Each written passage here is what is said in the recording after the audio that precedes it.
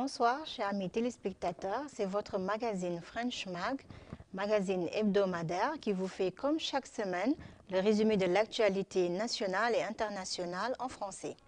Mon nom, Adja Maria Mandjaye.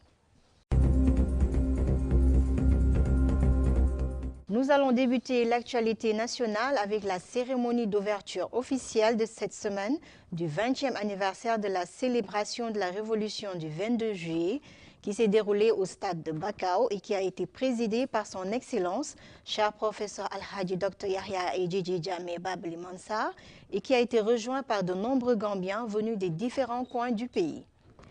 Cet événement de haute grandeur a réuni de nombreux invités, incluant la présence des chefs d'État des pays voisins, tels que le président du Sénégal, son Excellence M. Macky Sall, celui de la Mauritanie, M. Mohamed Ould Abdelaziz, et celle de la Guinée-Bissau, son Excellence José Mario Vaz. Cette cérémonie a pris fin par des démonstrations culturelles diverses tout en couleurs. Le chef de l'État a promis beaucoup plus de développement pour le pays dans le futur. Dans un discours très nourri, le président Jammeh est d'abord revenu sur les nombreuses réalisations de son gouvernement durant les 2 décennies écoulées, principalement dans les domaines de la santé, de l'éducation, des communications et de l'agriculture.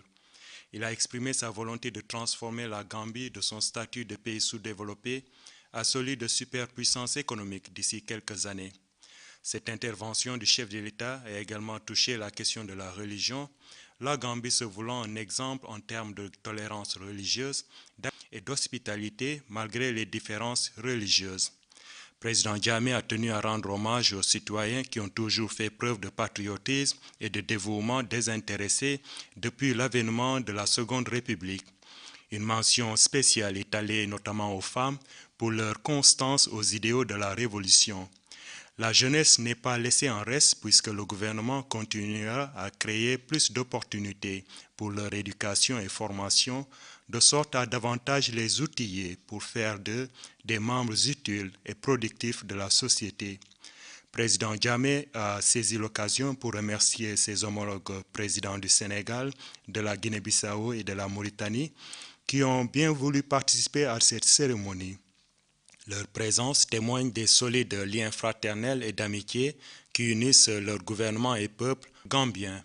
L'équipe de French Mag a tendu le micro à son Excellence M. Babacar Diagne, ambassadeur du Sénégal en Gambie, qui s'est lui aussi exprimé sur cette célébration. C'était lors du départ de son Excellence le président Macky Sall. Oui, c'était une très belle visite. Vraiment, je retiens un mot du président Yahya Jammeh qui répondait à une question des journalistes de la télévision sénégalaise et qui leur a dit que le président Macky Sall n'était pas invité. Il n'est pas invité. D'ailleurs, j'ai vu qu'ils avaient peur. Il leur a dit non, il n'est pas invité parce qu'il est venu chez lui. Il est chez lui ici. D'ailleurs, je lui avais dit que j'étais au Sénégal pour manger du tchéboudienne, manger au poisson, et je vais retourner encore au Sénégal pour manger mon poisson. Donc, ce qui m'a beaucoup impressionné, c'est cet aspect familial, l'atmosphère familiale qui régnait tout au long de la visite aujourd'hui. C'est ça, c'est magnifique et ça donne beaucoup d'espoir. Donc, est-ce que vous pouvez nous dire la relation entre la Gambie et le Sénégal? Est-ce que vous pouvez nous dire, parce que je sais que vous êtes un peu parti, peut-être vous pouvez nous dire quelque chose sur cette relation. Qu'est-ce que vous avez fait entre la relation la Gambie et le Sénégal? S'il faut parler des relations entre le Sénégal et la Gambie, il faut écrire un livre. Des livres, c'est des relations qui datent de tellement longtemps et qui sont multiformes au plan culturel, au plan religieux, au plan économique. Les deux pays sont imbriqués en réalité. Je disais à quelqu'un récemment que même si vous chassez un criquet au Sénégal, si vous ne chassez pas en Gambie, il y a un problème. Si vous chassez un criquet de la Gambie, le Sénégal ne le chasse pas, mais il va revenir. Donc les deux pays sont impliqués à tout point de vue. Et je suis heureux aujourd'hui, cette coopération va en se renforçant. Et ces derniers mois, cette coopération s'est renforcée encore davantage. Récemment, vous savez, il y a eu la visite de l'inspecteur général des forces armées ici au Sénégal. Les généraux se sont assis, ils ont discuté. Il y a quelques jours, un bateau de guerre sénégalais était là. Le navire, le Ferlo. C'est le même navire Ferlo qui avait attrapé le bateau russe, qui volait du poisson, si je m'exprimais ici, dans les côtes sénégalaises. Ce même bateau passe dans les côtes gambiennes et voit les mêmes bateaux étrangers qui pillent nos ressources à l'été. Je dis non, parce que c'est la Sénégambie. Et là, je pense qu'il y a une coopération à faire entre le Sénégal et la Gambie pour protéger nos ressources halieutiques. Il va y avoir bientôt au plan du tourisme, c'est très important, un accord qui va être signé. Parce que les touristes qui viennent au Sénégal, d'origine américaine et tout, veulent aller ici et aller à Dufuré par exemple. Les touristes américains qui viennent ici, qui montent à Dufuré, veulent aller passer par Corée, ils veulent aller à Nyokolokoba. Il y a tout un circuit intégré qu'il faut mettre sur place. Et ça, ce sera un plus pour les deux pays. Donc il y a beaucoup à faire. Ça ne tient pas dans une interview, c'est vraiment un livre qu'il faut écrire. Les événements marquant le 20e anniversaire de la Révolution du 22 juillet se sont poursuivis avec diverses inaugurations. D'autres projets ont été inaugurés par la vice-présidente Dr Adja Aïssatou Ndiaye Seydi au nom du président Jammeh. Il s'agit d'un nouveau bâtiment de la faculté de droit de l'école de journalisme et de l'hôpital de Serekunda. La zone rurale n'est pas en reste et dans la distribution des projets puisque Farato dispose désormais d'un poulailler ultramoderne. La suite, c'est dans cet élément. Président Jammeh a coupé les rubans de ce joyau en présence de son homologue bissau-guinéen et d'autres dignitaires civils et religieux, des chefs coutumiers et militaires. Ce bâtiment ultramoderne, dont la construction a duré 4 ans, est réalisé par la compagnie indienne Sharpoji pour un coût de 27 millions de dollars. Il permettra aux parlementaires de remplir leur mission dans des conditions optimales, à savoir scruter le travail de l'exécutif et voter les lois au nom des citoyens. De l'avis du président de l'Assemblée nationale, Abdoulaye Bodian, cet énorme édifice ultramoderne et entièrement équipé permettra désormais au Parlement gambien d'accueillir des sessions régionales et internationales. Pour le ministre des Travaux, du Transport et des Infrastructures, Ousmane Badji, des ingénieurs gambiens travaillent depuis le début aux côtés de leurs collègues indiens pour un transfert de compétences et pour assurer le bon maintien et la longévité de cette merveille architecturale. En plus des bureaux pour les parlementaires, des salles de réunion de comité, ce nouveau Parlement dispose d'un auditorium de 150 places et d'une cantine, entre autres. Quant à la grande salle des plénières, elle est capable maintenant d'accueillir 400 invités. La faculté de droit de l'Université de Gambie étraîne ses nouveaux locaux. Le bâtiment futuriste de 3 étages a été inauguré dimanche par la vice-présidente. Construit grâce à des fonds générés en interne par l'Université de Gambie, cet édifice hébergera, en plus de la faculté de droit, la clinique de droit et le centre d'économie, de finance et de banque islamique. Dans ses remarques, la vice-présidente a indiqué qu'avec cet outil, la vice-présidente a indiqué que cet outil permettra à l'Université de Gambie de continuer à former les ressources humaines nécessaires dans un contexte d'expansion du système judiciaire et de forte dépendance à l'expertise étrangère. Selon le vice-chancelier de l'Université de Gambie, professeur Mohamedou Ka, la faculté de droit a démarré ses programmes en 2006 avec seulement une douzaine d'étudiants. Aujourd'hui, elle compte 386 étudiants, dont 70 étrangers.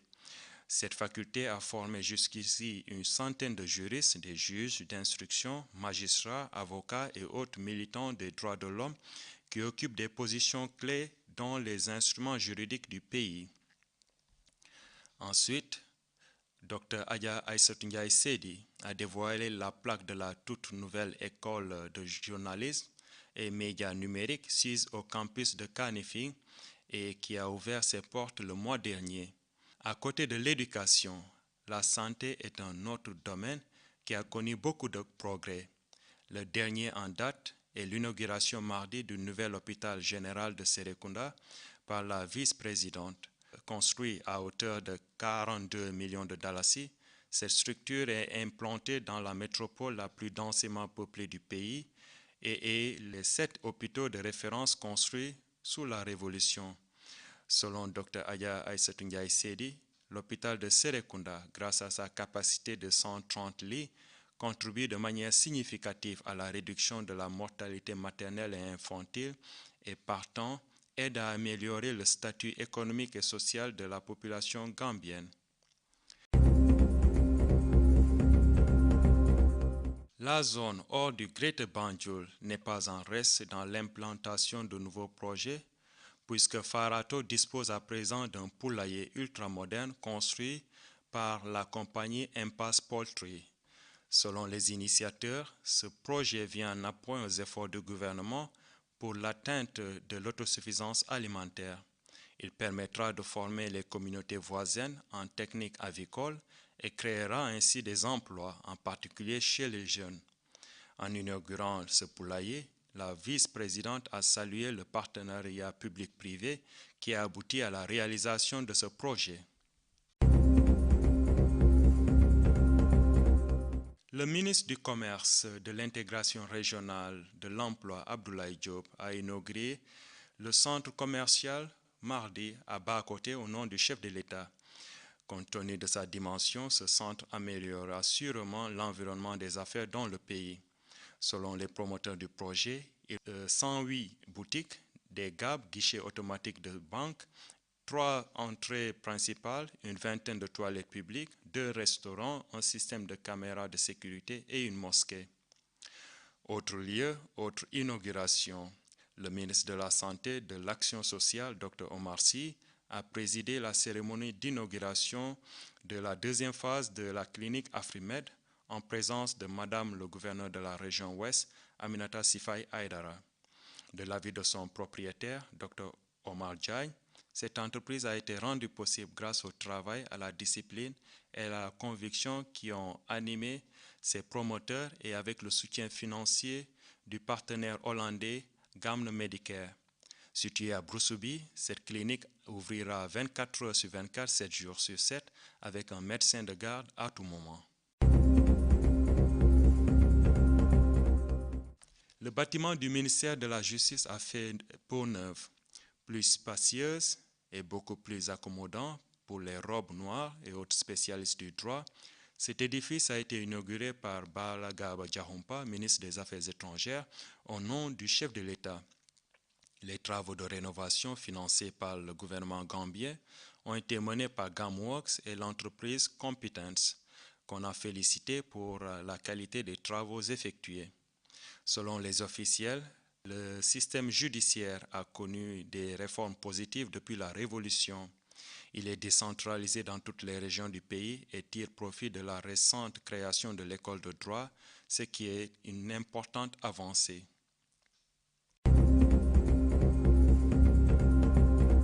Dr Zakir Naik, orateur et prêcheur international de l'islam qui a été lui aussi fait partie des invités du président Jammeh lors de la cérémonie officielle, après avoir effectué quelques séances dans les différentes places du pays telles que le stade de Bakau, à l'hôtel Sénégambia au Keraba Beach Hotel, a été honoré d'un prix d'excellence par la vice-présidente et ministre des Affaires de la Femme, Dr Adja Aïssatou Ndiaye Seydi, et par le chancelier de l'UTG, ce qui indique ainsi l'appréciation du gouvernement pour cette visite historique dans le pays. West African Constellation, un groupe d'investisseurs italiens, ont tenu pour la deuxième fois leur réunion annuelle avec les différents représentants d'entreprises gambiens à l'hôtel Sénégambia. Un des investisseurs nous a éclairé un peu sur le but de leur visite en Gambie. Je suis un emprunteur d'Italie. Je suis venu ici en Gambie pour proposer une opportunité de l'efficientement de l'énergie, l'utilisation de l'énergie nouvelle et des solutions pour améliorer la vie du Gambia. Alors, quelles sont les solutions que vous avez proposées? Des solutions de traitement de l'eau pour la potabilisation, et pour le recyclage de l'eau afin du cycle le plus naturel possible, et en même temps pour offrir la possibilité d'avoir le plus petit impact sur l'ambiance et donner quelque chance à tout. Voyons maintenant le reste de l'actualité nationale en bref. Le bureau gambien d'ONU-SIDA rouvre ses portes. L'annonce a été faite par Dr Léopold Ziken, directeur adjoint d'ONU-SIDA pour l'Afrique de l'Ouest et du Centre, à l'issue d'une discussion avec la vice-présidente Dr Aya Aïssatou Ndiaye Seydi. Pour rappel, le bureau avait été fermé pour raisons financières en dépit des succès enregistrés dans la prévention, le traitement et le soutien des personnes vivant avec cette maladie. ONU-SIDA Gambie continuera de porter le combat contre le sida en dépit de la réduction de nouveaux cas répertoriés en partenariat avec divers acteurs tels NANA, Population Affairs et Women's Bureau. La FAO a célébré récemment la Journée mondiale de l'alimentation. Le thème cette année est l'agriculture domestique ou familiale. Cette organisation onusienne basée à Rome reconnaît le rôle essentiel que les agriculteurs domestiques jouent à travers le monde, en particulier leur contribution à la sécurité alimentaire et au développement durable. Selon la représentante résidente de la FAO, Dr Perpetua Katepa Kalala, les femmes et les jeunes sont deux segments de la société qu'il faudrait former pour faire éclore leur potentiel entrepreneurial. Vous suivez votre magazine French Mag, l'actualité internationale. C'est avec CFI, toujours en bref et en images. Ebola a fait sa première victime au Mali. La fillette de 2 ans diagnostiquée jeudi à Kayes, dans l'ouest du pays, n'a pas survécu. 43 personnes qui avaient été en contact avec elle ont été placées à l'isolement. Malgré tout, les autorités se veulent rassurantes. Je veux insister sur le fait qu'on peut guérir de Ebola. Donc il ne faut vraiment pas que les gens soient stressés au-delà de la normale. Et il faut faire attention, il faut être vigilant. Il y a des mesures d'hygiène qu'il faut maintenir. Ce qui inquiète pourtant, c'est que la fillette, rentrée récemment de Guinée avec sa grand-mère, avait voyagé à bord d'un autobus. 1000 km via Bamako, et ce, alors qu'elle était déjà malade et donc contagieuse. On ne sait pas combien de personnes l'ont côtoyée. Nous avons mis en place un dispositif pour repérer tous les contacts de la fillette à Bamako. Nous avons repéré le camion qui a permis de transporter la fillette de Bamako à Kayes et nous l'avons totalement désinfectée. En Côte d'Ivoire aussi, l'inquiétude gagne. Le pays, épargné jusque-là, retient son souffle. Un homme est activement recherché. C'est un agent de santé guinéen qui aurait pris peur après avoir été en contact avec un malade. Il serait rentré clandestinement en Côte d'Ivoire. Pour autant, il ne faut pas céder à la psychose. L'agent de santé n'est pas forcément malade, disent les autorités. Nous n'avons aucune information sur son état de maladie et aucune de nos structures sur les 80 districts qui existent en Côte d'Ivoire ne nous a signalé la présence d'un individu qui présenterait des cas qui pourraient nous faire penser que cette personne serait malade.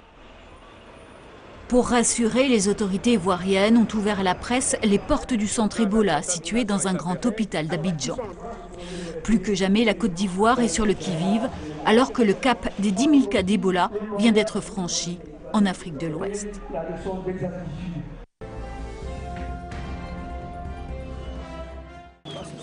Il ne reste presque plus personne dans ce village de réfugiés situé à quelques kilomètres de Pointe-Noire, au Congo.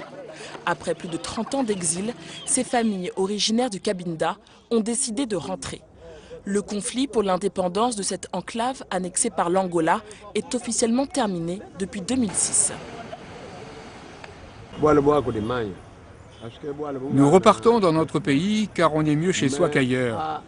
Nous avons attendu en vain l'indépendance du Cabinda. Maintenant que tout est calme, je rentre avec ma femme et tous mes enfants qui vont mettre pied sur la terre de leurs aïeux pour la première fois.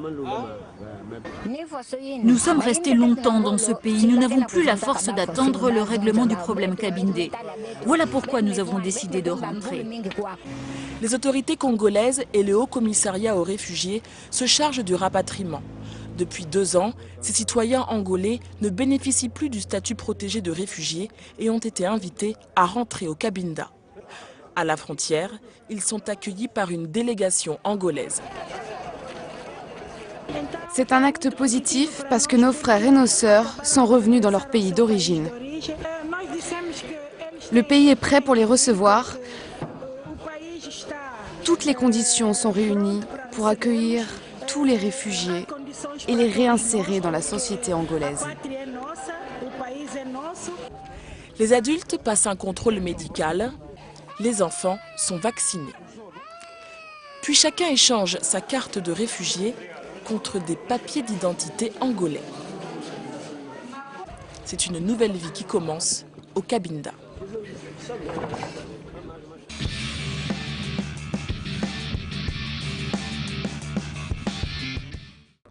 Les détails de l'actualité sportive, c'est dans votre rubrique sport, comme cela se fait chaque semaine avec votre reporter Ansou Diak.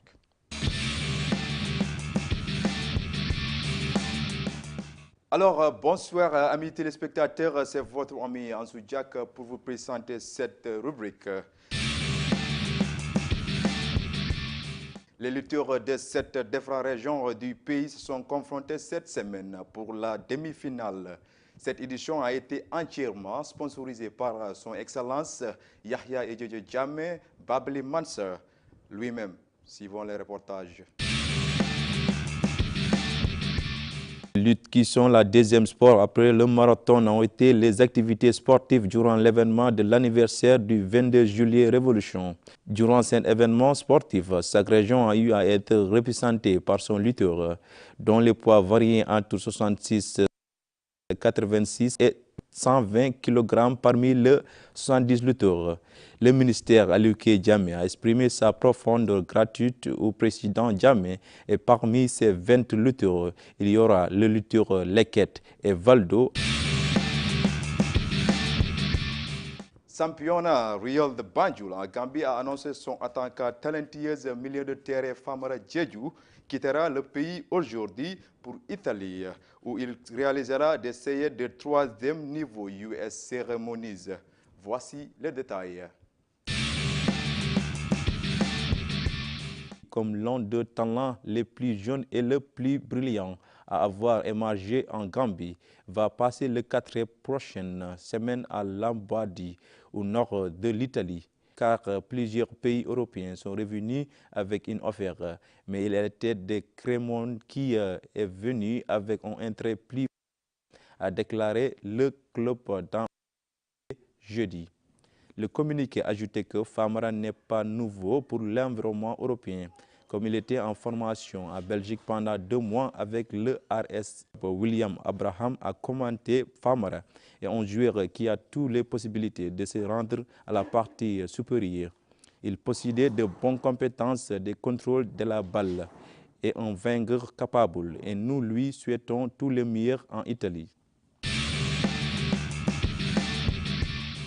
C'était tout pour cette rubrique sport sur votre magazine en français. Je vous donne rendez-vous la semaine prochaine pour d'autres informations sportives. Merci beaucoup.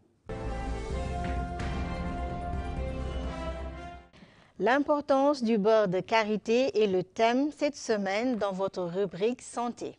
Rubrique santé, le beurre de karité. Le beurre de karité, utilisé très longtemps par nos ancêtres, demeure jusqu'à nos jours un produit très efficace dans la vie de chacun. Riche en vitamines A, E et F, il s'est révélé très efficace pour les soins dermatologiques, puisque appliqué sur la peau, il soigne les blessures, il permet une meilleure régénération des cellules, permettant ainsi son hydratation. Le beurre de karité réduit l'acné et protège la peau de la poussière, la protège contre les rayons ardents du soleil, du fait qu'il contient un taux élevé d'acide cinnamique. Le beurre de karité est aussi efficace pour les soins capillaires, puisqu'il prévient contre les pellicules en éliminant les cellules mortes du cuir chevelu. Tout comme chez le nouveau-né, l'usage du karité sur la peau est très important car il permet une rapide solidification des os du bébé. Et pour finir, il s'est révélé aussi très efficace dans le traitement du rhumatisme du fait de son agent anti-inflammatoire. Alors, le conseil de French Mag, utilisez toujours ce beurre de karité car il est très important. C'était tout dans votre magazine French Mag. Nous vous donnons rendez-vous la semaine prochaine à la même heure, même chaîne sur votre télévision nationale GRTS. Au revoir.